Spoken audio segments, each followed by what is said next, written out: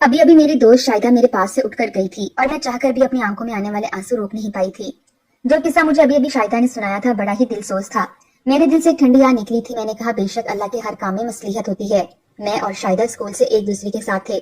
हमारे घर भी आमने सामने थे, इसलिए हमारी दोस्ती की इब्तिदा स्कूल से हुई और फिर वक्त के साथ साथ परवान चढ़ती चली गई। यहाँ तक कि हमारी शादियों के बाद भी हमारी मेल मुलाकातें जारी रहीं। मेरी दोस्त शाहिदा की शादी को 12 बरस बीत चुके थे। जब औलाद की खुशी से नसीब ना हुई तो वो बेहद गमज़दा रहने लगी। जब भी वो बच्चों को देखती तो बेइख्तियार अपनी गोद में भरकर प्यार करने लगती, लेकिन बहुत सी खवातीन इसे इस तरह प्यार करने पर इससे अपने बच्चों को दूर रखने लगती। कई बार शाहिदा लोगों की मिन्नतें कर चुकी थी, कोई अपनी औलाद से इसकी गोद भर दे, वो इसे ममता की आगोश में छुपा कर रखेगी, बहुत प्यार देगी। इसने जिन करीबी रिश्तेदारों के ज्यादा बच्चे थे और वो तंग दस्त थे, अपने बच्चों की ख्वाहिशात तो दूर जरूरतें भी नहीं पूरी कर सकते थे, इनसे कहा कि एक बच्चा हमें दे दो, हम इस तरह से इसे पालेंगे कि आप इसकी जिंदगी पर रश करोगे। मगर कोई अपना बच्चा देने पर राजी ना हुआ। सच ही तो है कि औलाद से बढ़कर कोई मीठा पल नहीं। इस बार जब शाहिदा आई तो वो पहले से ज्यादा दिल गिरफ्तार लगी। हर बार यही दुख बयान करती कि सारी दुनिया की खुशियां इसे मिल गई हैं।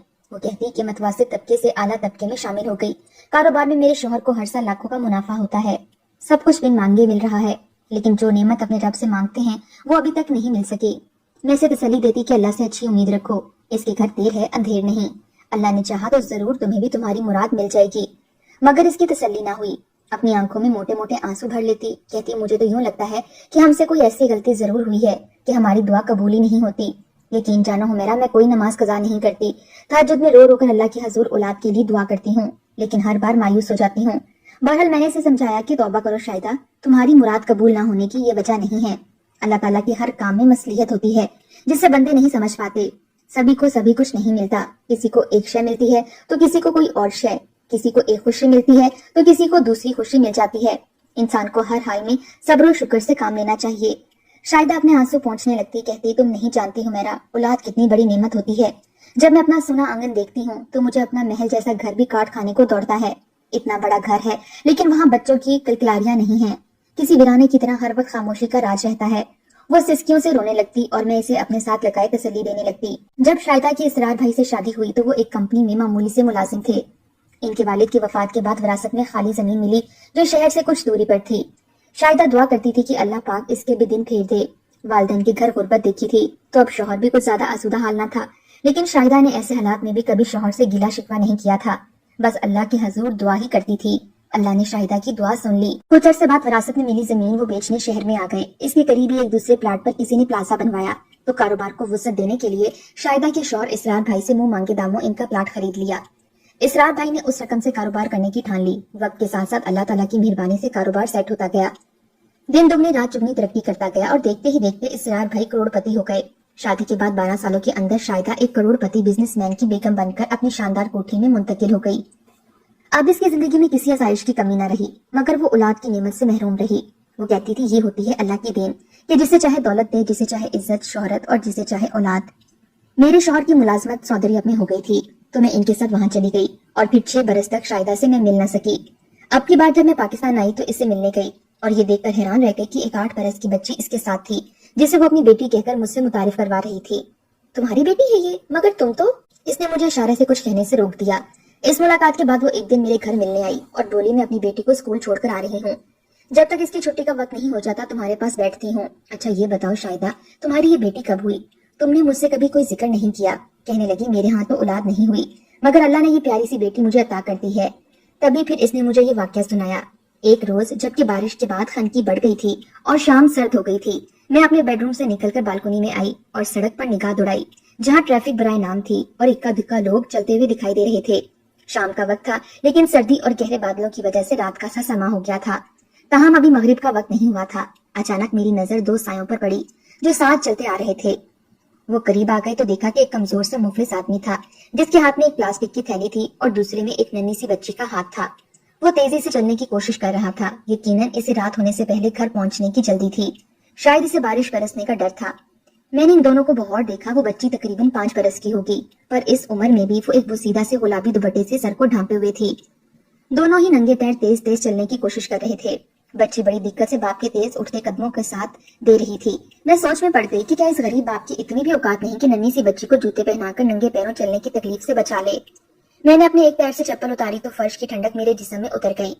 बारिश से जमीन वैसे भी सर्द हो जाती है। ये तो सड़क थी जिस पर जगह जगह पानी मौजूद था और एक मासूम बच्ची इस पर दौड़ी जाती थी। उफ मेरे अल्लाह, मुझे तो ठंड और ज्यादा महसूस होने लगी, मगर वो गिरदोपेश से बेखबर इस फिजा से बेनियाज गीले कपड़ों में थी। मुझे तो झुरझुरी आ गई। क्या गुजर रही होगी इस बच्ची पर। जब मैंने अपने घर में झांका तो इसरार गाड़ी को गिराज में बंद करने जा रहे थे। तभी मैंने आवाज दी, कार को गिराज में ना ले जाएं, अभी मैं आ रही हूँ नीचे, मुझे एक जरूरी काम है। वो जहाँ थे वहीं रुक गए और हैरत से मुझे देखने लगे। मैंने एक कंबल उठाया और अलमारी से 2 शॉल निकालकर मैं दौड़ी, सीढ़ियां नीचे तेजी से उतरी और इनके पास जा पहुंची। क्या बात है, खैरियत तो है ना? हाँ जरा प्लीज सड़क तक जाना है। ये कहते हुए मैं गाड़ी में बैठ गई। उन्होंने कोई मुझसे दूसरा सवाल ना किया और गाड़ी को सड़क पर ले आए। हाँ बोलो, किधर जाना है? बस सीधे चलिए। उन्होंने हुक्म की तामील की और दरमियानी रफ्तार से गाड़ी चलाते वहां पहुंच गए जहां वो गरीब बाप और बेटी पहुंचे थे। वो मुसलसल इसी रफ्तार से अपने सफर को जारी रखे हुए थे। जरा आगे जाकर वो दोनों एक गली में मुड़ गए जो दाएं जानिब कच्ची बस्ती की तरफ जाती थी। क्या हुआ भाई, क्यों उनका पीछा करा रही हो मुझसे? अरे आगे गली खराब है, बारिश रुकी हुई है, आप कार को किसी मुनासिब जगह पार्क कर देना, मुझे इस आदमी से काम है। क्यों, क्या इसे पैसे देने हैं तुमने? यकीनन इसकी गुर्बत पर तरस आ गया होगा। हाँ देखते नहीं आप कितनी सर्दी पड़ रही है और वो नन्ही सी बच्ची बगैर गर्म कपड़े पहने नंगे पांव चलती जा रही है। हाँ तो इसकी फिक्र इसके बाप को होनी चाहिए ना, तुम्हें क्या परेशानी है? इतने में हम इनके बिल्कुल नजदीक पहुंच गए। मैंने आवाज देकर इस आदमी को रोकना चाहा। वो जरा सा ठटका और मुड़कर हमें देखा, इस बेयकीनी से कि हम जैसे इसे नहीं किसी और को पुकार रहे हों। मैंने इशारा किया इधर आओ। वो करीब आया तो मैंने कार की खिड़की से सर निकाल कर कहा, अरे भाई इतनी सर्दी में बच्ची को तुमने गर्म कपड़े क्यों नहीं पहनाए? ये बीमार पड़ सकती है। ना बीबी, सुबह जब हम घर से निकले तो उस वक्त इतनी सर्दी नहीं थी। घर कहाँ है तुम्हारा? वो सामने वाली आबादी में। इसने इशारा किया और आगे बढ़ गया, जिससे मुझे अंदाजा हुआ कि वो गरीब जरूर है मगर भिखारी नहीं। जरा इसके पीछे इसके घर तक तो चलिए ना। अरे पागल हो गई हो, वो कोई मजदूर है, शायद अपने घर जा रहा है तो तुम इसे जाने दो। पर मैं इस मजदूर को इस बच्चे के लिए कुछ रकम देना चाहती हूँ ताकि वो इसके लिए गर्म कपड़े और जूते ही खरीद सके। मेरे पुख्ते इरादे को भांप कर फिर इसरार ने आगे मैदान में गाड़ी रोक दी और बोले उतरो, आगे गाड़ी नहीं जा सकती। मैं पर्स और शॉल समेत उतर गई और वो कंबल भी साथ ले लिया जो मैं इसके लिए लेकर आई थी। कुछ दूर इनके ताक्कुब में चल के मैं कच्ची आबादी में पहुंच गई। वो एक करीबी मकान में चले गए और मैं इनके पीछे घर में घुस गई। इसरार भी हमारे पीछे आए तो वो दरवाजे पर ही रुक गए। सामने सहन को अबूर करके वो शख्स सामने बने हुए कमरे में दाखिल हो गया और साथ वो बच्ची भी। मैं दहलीज पर ही ठहर गई। मुझे देखकर ठटक के रुक गया, फिर अदब से पूछने लगा कि बीबी आप यहाँ क्यों आई हैं? अंदर आ जाइए फिर आप, अगर हमारे गरीब खाने में आ ही गई हैं तो। इसने चारपाई की जानिब इशारा किया। मैंने कहा भैया मैं बैठने नहीं आई, बाहर मेरे शौहर खड़े हैं, मैं बस ये सामान।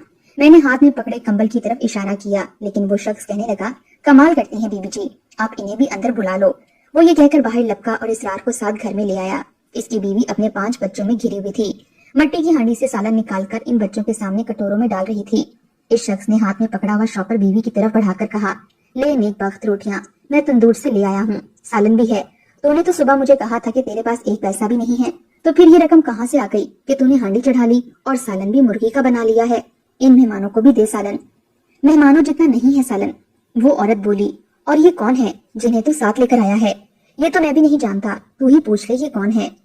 असल में बहन, मैंने अपने घर की बालकनी से तुम्हारी बच्ची को सर्दी में बगैर गर्म कपड़ों के नंगे पांव जाते देखा, तो मैं इसके लिए गर्म शॉल और ये कंबल लाई हूँ। शायद तुम्हें इन चीजों की जरूरत होगी। हाँ बेगम साहिबा, हम जरूरतमंद तो हैं, हमारे पास बहुत सी चीजों की कमी है, मगर हम सब्र शुक्र के साथ जी रहे हैं।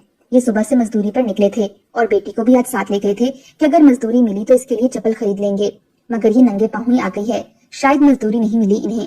मिली थी नेक बख्त, पर इस मजदूरी से मैं ये सालन और रोटी खरीद लाया हूँ।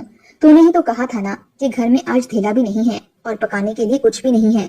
सुबह से बच्चे भूखे थे, मुझसे सब्र ना हो सका। बाहर निकली, गली पार की तो एक मुर्गी दीवार के साथ बारिश में भीगी खड़ी थी। मैंने झपट कर इसको दबोचा और चादर में छुपाकर घर ले आई। इसको ज़िबा कराया और पका लिया। बीबी तुम तो सुनकर इसे चोरी कहोगी ना, मगर भूख बंदे से सब कुछ करवाती है।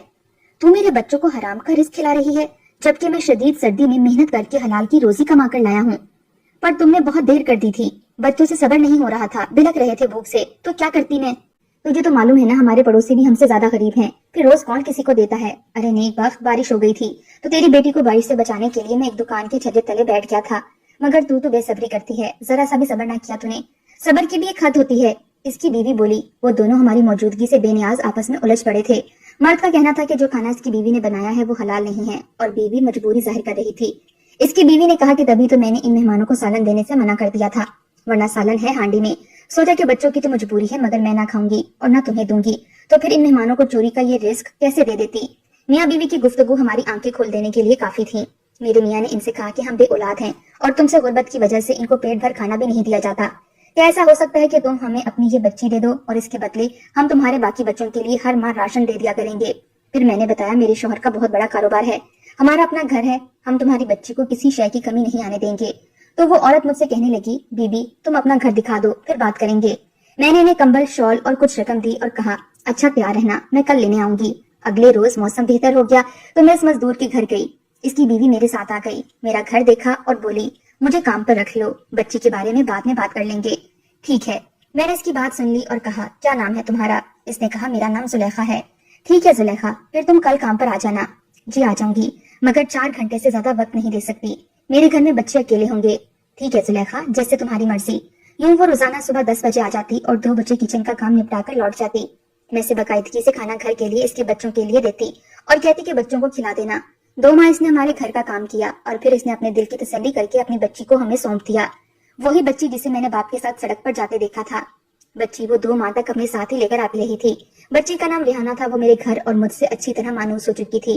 मियाँ बीवी ने रिहाना को हमारे सुपुर्द कर दिया।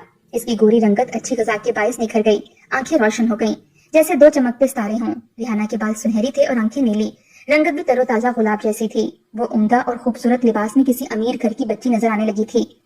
मेरी दोस्त शाहिदा ने पहले इसे घर में खुद पढ़ाया और फिर स्कूल में दाखिल करा दिया। बोली, अल्लाह ताला ने मुझे एक बेटी अता कर दी। तो फिर इसकी शुक्रगुजारी इस तरह हमने की कि रिहाना के वालिदैन को हमने एक पक्का कमरा, किचन और वॉशरूम बनवा दिया, पंखे लगवा दिए, पानी का इंतजाम नलकों के जरिए करवा दिया। जुलेखा ने फिर मेरा काम छोड़ दिया मगर बच्ची को देखने कभी कभार आ जाती थी। मुझे कहती कि वो फिर रफ्ता रफ्ता आना तर्क कर देगी ताकि रिहाना आपको अपनी माँ समझने लगे। रोज रोज मिलने आऊंगी तो वो मेरी आस रखेगी और आपकी भी नहीं बन पाएगी। फिर इसने ऐसा ही किया। रिहाना अब कुली तौर पर मुझे अपना चुकी है। वो मुझे अम्मी और इसरार को बाबा बुलाती है। वो मेरे साथ बहुत खुश है और हम भी इसको पाकर बहुत खुश हैं और अल्लाह का शुक्र अदा करते नहीं थकते। वो बहुत अच्छी बच्ची है। इसके माँ बाप सुकून से हैं।